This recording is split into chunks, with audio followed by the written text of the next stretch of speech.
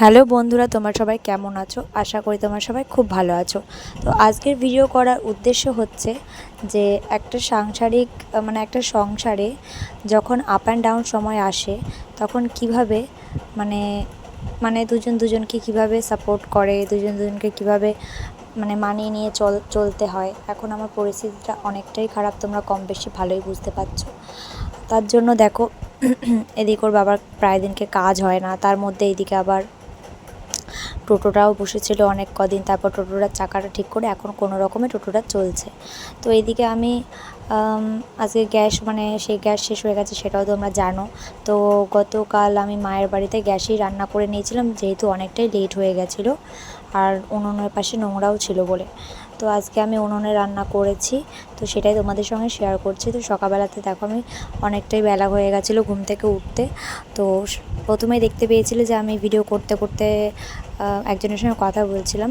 তো সে আমাকে বলছিল আমার পাড়ার একটা কাকিমা যে তোর ভিডিও আমি দেখি, খুব ভালো লাগে। তো কথা সকাল সকাল শুনে আমার খুব ভালোই লেগেছে কথাটা শুনে। তো এগুলো আমাদের কাছে যারা ব্লগার, আমি তো সবে সদ্য এখনও ফেমাস হইনি, কিন্তু আমার শুনে খুব ভালো লেগেছে। তো দুধ বিস্কুট নিয়ে আমি ছেলেদেরকে ব্রেকফাস্ট করাবো, এদিকে চাটা খেয়ে নিয়েছি। এদিকে আমাকে আবার এই রোদ্দুরের মধ্যে যেতে হচ্ছে, বা চাল ফাল কিনবো তাই জন্য। আর আজকে প্রচণ্ড গরম পড়েছিল, আর আমার তো যেহেতু প্রেশারটা ইদানিং খুব বেড়েছে, যার জন্য আমার প্রচণ্ড হাঁপিয়ে যাই আমি, খুব কষ্ট হয়। তো এদিকে দেখো আমি চাল টাল কিনে নিয়ে এসে ভাত টাত করবো। তো দেখতেই পারবে তোমরা আমি উনুনে রান্না করব। তো আমি কিন্তু পড়াশুনো করেছি, আমি কিন্তু আজকালকার জেনারেশনেরই মেয়ে। আর আজকালকার জেনারেশনের বেশিরভাগ মেয়েরাই উনুন তো দূরের কথা, গ্যাসেও রান্না করতে পারে না। কিন্তু আমি তোমাদেরকে দেখাবো যে আমি আমাকে অনেকেই অনেক রকমেরভাবে অনেকেই কথা বলে আমাকে ছোট করেছে, কিন্তু আমি সেখান থেকে হেসে কথাগুলোকে এক কানে ঢুকে আর এক কান দিয়ে বার করে আমি হেসে বেরিয়ে এসেছি। তো আমি কি করি কি না করি সেটা একমাত্র আমি আর আমার ভগবান জানে, সেটা কাউকে জানানোর দরকার নেই। অনেককে আমি দেখেছি স্বামীকে প্রচণ্ড প্রেশারাইজ করে ফুটানি, তাদের ফুটানির জন্য স্বামীকে প্রচণ্ড পরিমাণে প্রেশারাইজ করে। তো আমি কিন্তু সেরকম কিছুই করি না। আমার স্বামীর যতটুকু আয় আমি ওইটুকুর মধ্যেই আমি সংসারটা চালাচ্ছি। এমনকি আমার গ্যাস শেষ হয়ে গেছে, আমি কিন্তু উনুনে রান্না করার জন্য একবারও কিন্তু আমি ভাবিনি।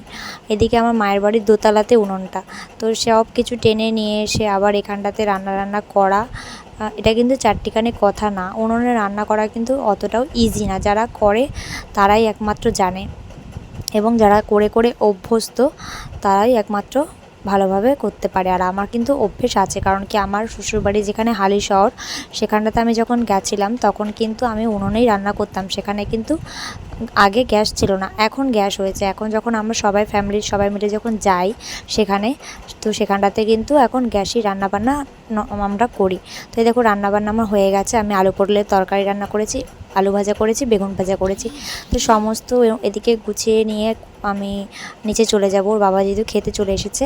আর আমাকে কিন্তু অনেকেই ছুচিবাই বলে, কারণ কি আমি প্রচণ্ড পরিষ্কার পরিচ্ছন্নতা পছন্দ করি। তো এদিকে দেখো ওর বাবা খেতে চলে এসেছিলো। আর যেহেতু দুপুরবেলাতে খেতে আসো, তো এই কদিন আমার প্রচণ্ড ধকল যাচ্ছে, কারণ কি উনুনে রান্না করে সব টেনে নিয়ে যাও, আবার টেনে নিয়ে নিচে নামো, ঘর মুছো, এইটা সেইটা, ছেলেদেরকে সব সময় মতন খাওয়ানো। এদিকে বাসন টাসন মাজা হয়ে গেছে। এবার তোমরা দেখো আমি কড়াইটাতে কিন্তু উনুনে রান্না করেছিলাম, কেউ দেখে বলবে যে আমি উনুনে কড়াইটা দিয়ে রান্না করেছিলাম। আমি সমস্ত কালিটা তুলে দিয়েছি, কিন্তু হাঁড়ির কালি এখন তুলবো না যতদিন না গ্যাস নিচ্ছি। ঘর ভাড়াটা দেওয়া আজকে দিয়ে দিয়েছি, এটা গতকালকার ভিডিও। তো সবে ঘর ভাড়া দিয়েছি, এখন আমাদের অনেক কিছু বাকি আছে। তো এদিকে ওর বাবার আজকে শরীরটা খুব খারাপ, ও গতকাল রাত্রিবেলা ঠিক করে ঘুমায়নি বলে বই দেখছিল ফোনে, তাই আজকে কাজের সাইডে মাথা ঘুরে গেছিলো। তো এই দেখো আমার ঘরে আলু টালু কিছু ছিল না, তাই জন্য আমি আবার বাজার করতে চলে এসেছি। এখন কিন্তু আমি মনের ইচ্ছে মতন বাজার করি না, এখন কিন্তু আমার 100 টাকায় বাজার খরচা। তো এই 100 টাকার মধ্যে আমি 90 টাকার মধ্যেই বাজার ঘাট করেছি। অল্প একটু আলু নিয়েছি। আর আমার বর যেহেতু বাজার ঘাট একদম করতে পারে না, ওকে যদি কিছু কিছু বাজারঘাট করতে বলি, যে হয়তো সচরাচর দিন আমি যাই না, তো সেদিনকারে কিন্তু ম্যাক্সিমামও পচা পচা জিনিস নিয়ে আসে। হয়তো ভেন্ডি আনতে বলে বুড়ো বুড়ো ভেন্ডি আনে, তাই ওকে আমি বলে বলে দিচ্ছিলাম। তো এখানে আলু একেবারেই কম ছিল, তাই আমি বললাম যে 1 কিলো আলু নেওয়ার মতন। ওখানে আলু নেই, বেশিরভাগ আলুগুলোই সবুজ আর পচা, তাই বেছে বেছে 500-র মতন আলু নিয়েছি। আর অল্প কটা পেঁয়াজ নিয়েছি, মানে 200-র মতন পেঁয়াজ, 50 আদা রসুন নিয়েছি, আর নিয়েছিলাম ঝিঙে। তো ওটাতেই 90 টাকা হয়ে গেছে। তো 10 টাকা বেঁচেছিল, 10 টাকা দিয়ে আমি আমার ছেলেদেরকে 2টো কলা কিনে খাইয়ে দিয়েছি, কারণ কি আমি তো ফল টল কিনে খাওয়াতে পারি না। কিন্তু এমন না যে ওরা খেতে পারে না, আশেপাশে সবাই আমার ছেলেদেরকে খুব ভালোবাসে, তাই যে যেমন পারে আমার ছেলেদেরকে সবাই খাবারটুক দেয়। আর তার মধ্যে ধরো আমার মা তো কিছু ভালো মন্দ রান্না করলে তো মানে আমার ছেলেকে, আমাদের দিক আর না দিক, আমার ছেলেদেরকে না দিয়ে খায় না। এমনকি আমার শাশুড়ি মা যেমন আমার ছেলেদেরকেও দেখে, তেমন কিন্তু আমাদেরও দেখে। আমাদের কিন্তু অনেকেই আছে। তো এদিকে দেখো বাজারঘাট আমাদের শেষ হয়ে যাবে, শেষ হয়ে আমরা বাড়ির দিকে যাব।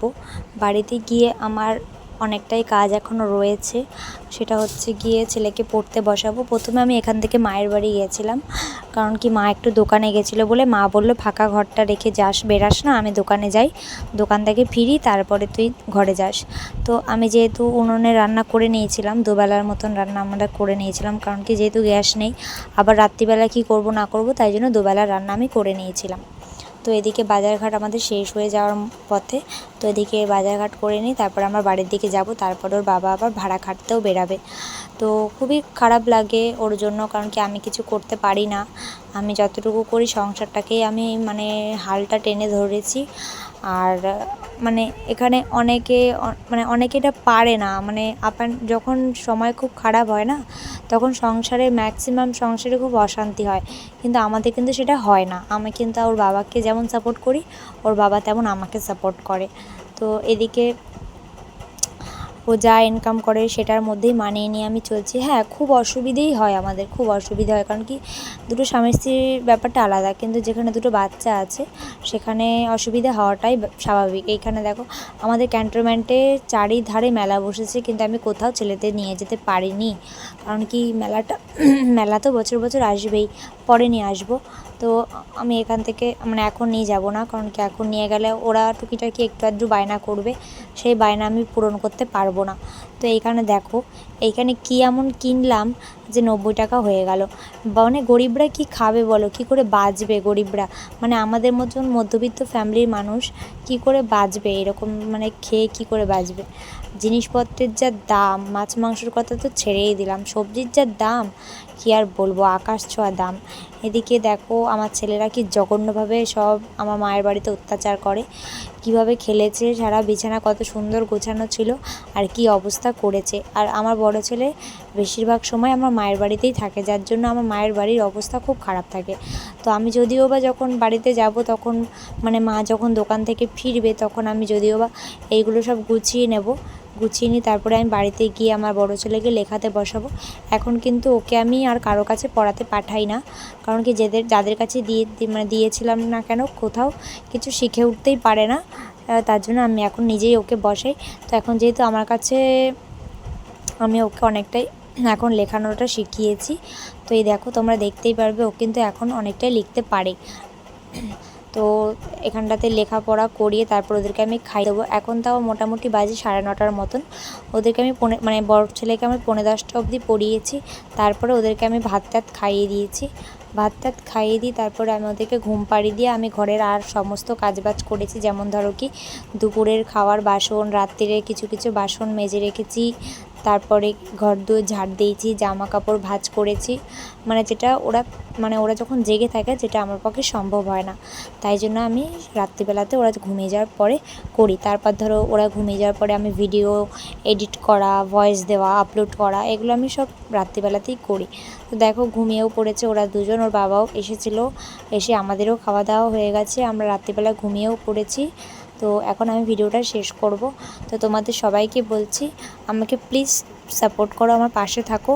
তো ভিডিওটা এই পর্যন্তই। তো টাটা, তোমরা সবাই খুব ভালো থেকো।